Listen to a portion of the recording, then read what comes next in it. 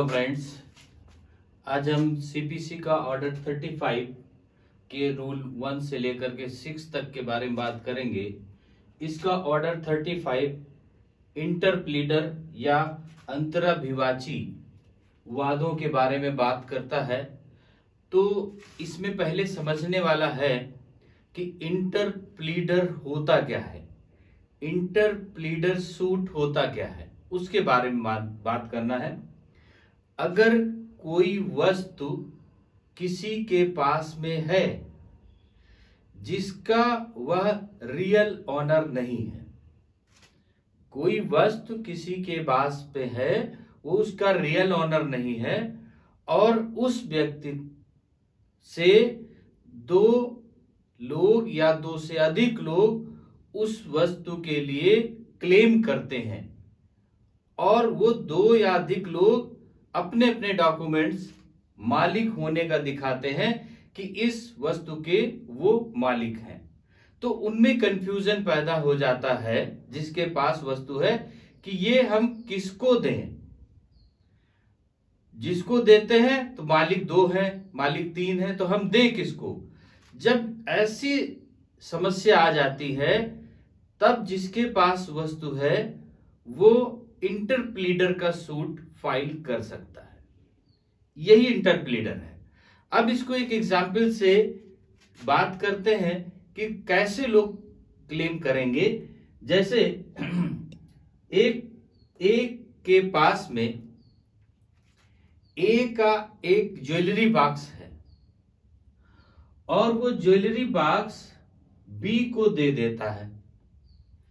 ए के पास में एक ज्वेलरी बॉक्स है और वो ज्वेलरी बॉक्स बी को रखने के लिए दे देता है कि आप इसे रखिए, इसके ऑनर हम हैं।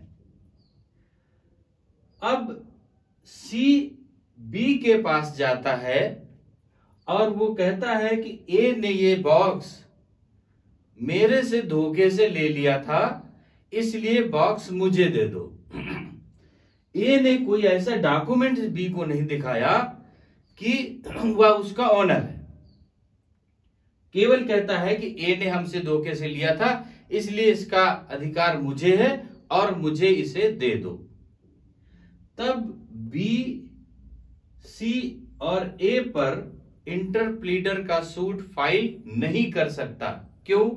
क्योंकि ए ने अपने पेपर ने दिखाया कि मैं मालिक हूं, और सी ने अपने पेपर नहीं दिखाया कि मालिक है, और ए ने बी को मालिक होने का दावा करते हुए वस्तु को रखा था। इसलिए बी के पास क्या प्रश्न बचा कि ए ने ही मुझे दिया है और ए ही मालिक है। बी कह रहा है केवल, जबकि बी कोई मालिक होने का डॉक्यूमेंट्स नहीं दिखा रहा, तो इंटरप्लीडर का सूट नहीं बनता है। अब यहीं पर अगर ए अपने ज्वेलरी बॉक्स को बी को दे देता है रखने के लिए कि मैं इसका ऑनर हूं, रख लो, और ए ने सी से कुछ उधार ले रखा है, रकम उधार ले रखा है। अब ए सी को लिख करके दे देता है कि जो तुमने ऋण दिया है उसके बदले में मेरा ज्वेलरी बॉक्स जो बी के पास रखा है वो तुम ले सकते हो, उसके तुमको हम मालिक घोषित करते हैं। अब बी के पास 2 मालिक हो गए, एक तो ए हो गया जिसने बॉक्स को रखा, और दूसरा सी हो गया जिसको ए ने लिख करके दिया कि तुम बी से ले लो और हम अधिकार देते हैं। तो अब बी क्या करेगा, ए से भी कंसल्ट करेगा कि आपने इनको पेपर दिया, तो ए कह देगा दिया था लेकिन अब समस्या खत्म हो गई, वो पेपर पर इनको सामान नहीं देना। तो अब बी का क्या राइट बना, ए को ही वापस कर दे। अब सी कहता पेपर मेरे पास है, मुझे दो, तो बी के पास समस्या पैदा हो जाती है कि ए को दे या सी को दे। तब बी इंटरप्लीडर का सूट फाइल करेगा, क्योंकि ए भी ऑनर है और ए का लिखा हुआ पत्र या ए का लिखा हुआ डॉक्यूमेंट सी के पास में है कि ये हम इसको देते हैं। तब बी इंटरप्लीडर का सूट फाइल कर सकता है। तो ये हुआ इंटरप्लीडर। अब इंटरप्लीडर के बारे में रूल क्या क्या है वो भी बात कर लेते हैं। इसका रूल 1 कहता है प्लेंट इन इंटरप्लीडर सूट। जो इंटरप्लीडर का सूट होगा वो क्या होगा, उसमें क्या चीजें लिखी जाएंगी, तो क्या होगा उसके बारे में बता दिया। अब उसमें होगा क्या क्या, जो सिंपल दावा लिखा जाता है वो दावा लिखा जाएगा, उसके अलावा क्या होगा। तो पहली बात कहा कि जो वादी है, जैसे बी ने फाइल किया तो वादी है, वादी का हित इतना है उसमें कि इसने इस ज्वेलरी बॉक्स को सुरक्षित रखा, उसके लिए जो इसके खर्चे आए हैं, जो इसका प्रभार आया है, उसका ही ये दावा कर सकता है और कोई दावा नहीं कर सकता। तो अपने खर्चे और प्रभार के बारे में लिखेगा। और दूसरी बात इसमें करेगा कि जो प्रतिवादी अगर है ए या सी, जो प्रतिवादी अगर है उसने इस चीज के लिए दावे, जो वस्तु है उसके लिए कोई अगर वाद दाखिल किया है कोर्ट में, तो उस वाद को भी उसमें मेंशन करना होगा कि इसने ये वाद दाखिल किया है। अब तीसरी बात है कि ए और सी, मतलब जो दो लोग क्लेम कर रहे हैं उस चीज का, या तीन लोग क्लेम कर रहे हैं, उनमें कोई कंप्रोमाइज या दुर्लभ संधि, उनमें कोई कंप्रोमाइज होने की कोई संभावना नहीं है। सब अपना क्लेम कर रहे हैं कि मुझे दे दो। तो जब ये तीन बातें उसमें होंगी तब उसका हम इंटरप्लीडर का सूट चलाएंगे और ये तीन बातें उसमें जरूर मेंशन की जाएंगी। अब इसका रूल 2 कहता है payment of things claimed into court. जो रूल 2 इसका कहता है कि दावाकृत चीज का न्यायालय में जमा किया जाना। अब दावाकृत चीज है, जैसे मान लेते हैं कि ज्वेलरी बॉक्स है। अब ज्वेलरी बॉक्स बी के पास रहा तो हो सकता है झगड़ा करके कोई उसको उठवा ले, जबरदस्ती करा ले। तो जब ये दावा करेगा, अगर पॉसिबल है, यदि पॉसिबल है, तो इस ज्वेलरी बॉक्स को कोर्ट के सुपुर्द कर देगा कि ये ज्वेलरी बॉक्स कोर्ट अपने अंडर में रखे, अपने सुपुर्द में रखे, या कहीं पर कोर्ट अपने सुपुर्द में रखवा ले। और जब निर्णय होगा, जो फाइनल जीतेगा या जिसके हक में कोर्ट निर्णय करेगा, उसे कोर्ट ही उसको दे देगा उस चीज को। तो ये बात रूल 2 कहता है कि उसको वो कोर्ट में भी जमा करा सकता है, उसकी अभिरक्षा में रख सकता है। अब इसका रूल 3 कहता है procedure where defendant is suing plaintiff. Rule 3 कहते हैं प्रक्रिया जहां प्रतिवादी वादी पर वाद चला रहा है। अभी रूल 1 में बताया कि अगर वाद है तो उसको लिखना पड़ेगा दावे में। अब इसमें कहा कि रूल 3 में अगर प्रतिवादी ने कोई दावा फाइल किया है तो वो दावा वादी ने, जो इंटरप्लीडर का सूट फाइल कर रहा है, उसने उसको मेंशन किया और कोर्ट उस दावे को जो प्रतिवादी ने किया उसको रोक देगा, स्टॉप कर देगा, और उसके जो खर्चे होंगे वो खर्चे इंटरप्लीडर सूट में मेंशन हो जाएंगे, वो बाद में निर्णित किए जाएंगे। ये बात रूल 3 कहता है। अब रूल 4 कहता है इसका procedure at first hearing. Rule इसका 4 कहता है कि पहली सुनवाई में प्रक्रिया, पहली सुनवाई में प्रक्रिया क्या होगी। अब पहली बात कि जो वादी है, जिसने इंटरप्लीडर का सूट फाइल किया है, उसने दावाकृत चीज को कोर्ट के सुपुर्द कर दिया, तो वो प्रतिवादियों के जो दावा करने की चीज थी वो तो कोर्ट के अंडर में चली गई, कोर्ट के अभिरक्षा में चली गई।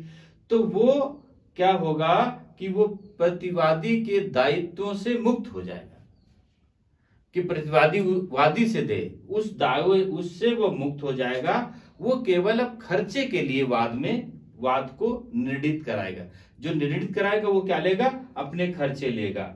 और वाद के सभी पक्षकारों के बाद, वाद के सभी पक्षकार वाद डिसाइड होने तक अगर कंप्रोमाइज नहीं कर लेते या कोर्ट को लिखित नहीं दे देते तो वो सब पक्षकार बने रहेंगे।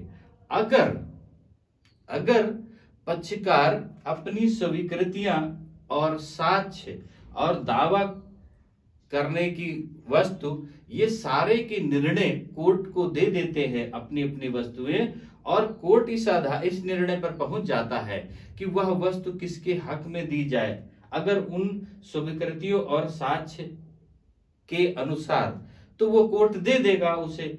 अगर नहीं देता है प्रथम हियरिंग में, और ऐसा कोई चीज उसके सामने अभिलेख नहीं आते या साक्ष्य नहीं आता है और दावा नहीं होता है, तब फिर क्या करेगा कि उस दावे पर इश्यूज फ्रेम करा देगा और सिंपल दावे के तहत उस पर इश्यूज डिसाइड होंगे और वादी और प्रतिवादी, और उनमें से जो वादी तो मुक्त हो गया, अब प्रतिवादियों में से किसी को वादी बना करके उस दावे को एज ए सिंपल ट्रायल की तरीके से वो उसको निर्णित किया जाएगा, उसके साक्ष्य लिए जाएंगे, उसकी गवाहियां होंगी, वो सारे चीजें किया जाएगा। ये बात रूल 4 कहता है।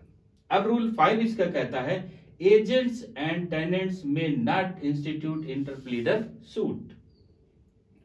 रूल 5 कहता है विक्रेता और अभिधारी अंतराभिवाची वाद संस्थित नहीं कर सकेंगे। इसमें सिंपल सी बात कही कि जो एजेंट है वो प्रिंसिपल या मालिक पर सूट फाइल नहीं कर सकता।